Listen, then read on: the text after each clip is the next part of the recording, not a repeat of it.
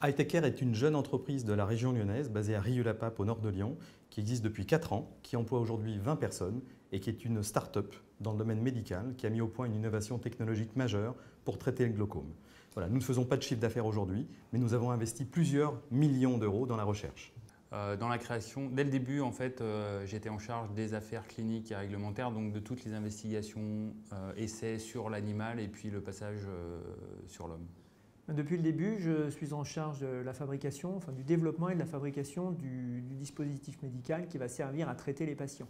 Après avoir levé au total 17 millions d'euros depuis le début de l'existence d'Hightech, ma part de capital est de 14% aujourd'hui. 7% actuellement. J'ai 7% du capital de la société.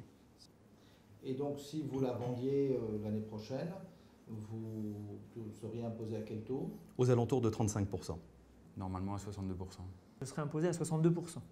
Le taux d'imposition doublé par rapport à l'un de mes collègues ne va pas engendrer une démotivation.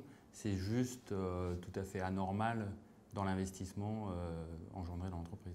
La situation n'est pas équitable dans la mesure où on peut se poser la question pourquoi y a-t-il un seuil et pourquoi d'un côté ou de l'autre de ce seuil il y a une si grande différence d'imposition. Puisque le travail, on ne peut pas dire qu'il soit vraiment différent. C'est une aberration totale. Nous avons tout donné dans cette entreprise et je n'ai pas donné 2 fois plus qu'eux. Aujourd'hui, je me bats contre une injustice qui n'a pas de sens.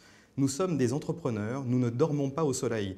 Nous faisons tout ce qu'on peut tous les jours et nous travaillons des dizaines et des dizaines d'heures tous les jours, y compris les week-ends, pour faire en sorte de réussir et de faire avancer l'entreprise, de créer des emplois et de la valeur.